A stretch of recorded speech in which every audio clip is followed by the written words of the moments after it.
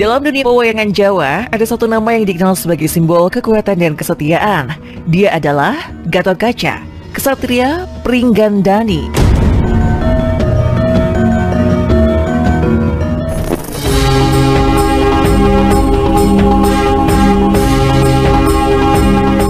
Putra Bimasena dari keluarga Pandawa. Namun kisahnya bukan sekedar tentang keberanian. Semuanya berawal dari kelahiran yang ajaib dan penuh misteri. Sejak lahir, bayi ini sudah menantang logika manusia. Tali pusarnya tidak bisa dipotong oleh senjata duniawi apapun. Bagi para kesatria, kegagalan memotong tali pusar adalah pertanda yang tidak baik. Para Pandawa menyadari ini bukan masalah duniawi. Mereka memohon bantuan pada Kayangan. Batara Guru turun tangan, namun para dewa jarang memberi bantuan tanpa syarat. Kayangan saat itu sedang dilanda kekacauan. Serangan Raja Raksasa Prabu Kala Pracona mengancam dunia para dewa. Ia adalah musuh yang bahkan para dewa pun kesulitan menandinginya. Batara Guru melihat keterkaitan yang aneh. Jabang bayi Tetuka adalah jawaban untuk dua masalah sekaligus. Ia akan diselamatkan dan dijadikan senjata bagi langit.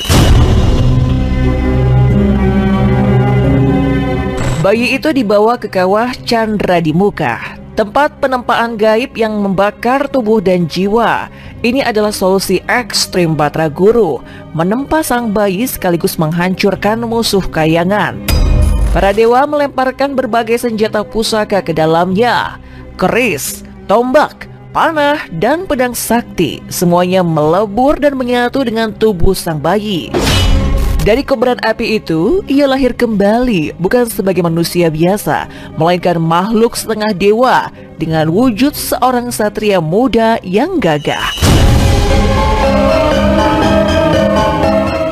Ia diberi nama Gatotkaca dan dianugerahi kemampuan luar biasa. Terbang tanpa sayap, kebal dari senjata, dan bertubuh sekeras logam. Julukan otot kawat tulang besi, kulit tembaga menjadi lambang ketangguhannya.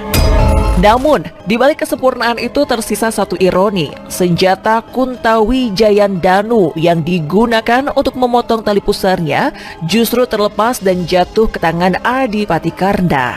Sarung dari senjata itulah yang akhirnya menyatu dengan tubuhnya.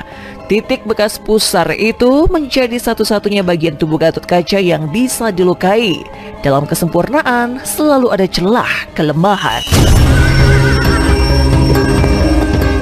Dalam perang Batara Yuda, Gatotkaca menjadi andalan Pandawa di medan laga malam hari. Tubuhnya yang bisa terbang dan kebal senjata bisa membuatnya ditakuti pasukan Kurawa. Di tengah pertempuran sengit, Karna, Panglima Perang Kurawa, menghadapi Gatotkaca secara langsung.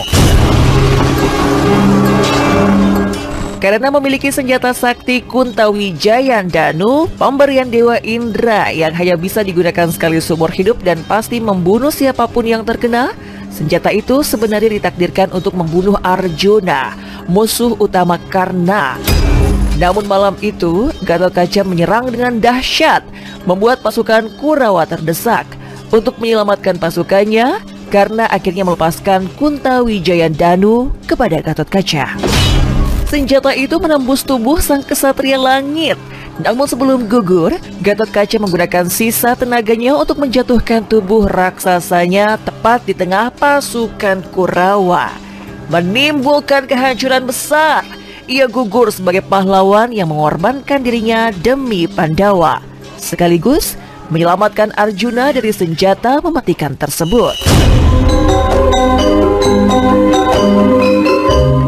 Kisah penempaan dewa itu memaksa kita untuk mempertanyakan batas antara legenda dan filsafat yang tersembunyi.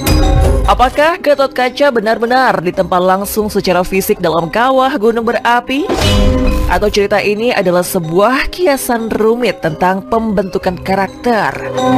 Otot kawat tulang besi dapat dibaca sebagai gambar disiplin mental dan spiritual yang keras, bukan bentuk kesaktian. Titik lemahnya yang dia miliki adalah pengingat filosofis bahwa kekuatan sejati justru terletak pada pengakuan akan kelemahan diri. Secara sejarah, Gatot Kaca berasal dari cerita India Mahabharata. Di sana, dia digambarkan sebagai sosok setengah raksasa dengan peran yang lebih sederhana. Perubahan besar terjadi ketika kisah ini diangkat oleh budaya Jawa. Di Jawa, Gatot Kaca diubah total menjadi kesatria tampan dan pahlawan sentral. Sosoknya mengisi kebutuhan budaya masyarakat akan sosok kesatria pelindung, sebuah gambaran pahlawan yang sesuai dengan nilai-nilai Jawa.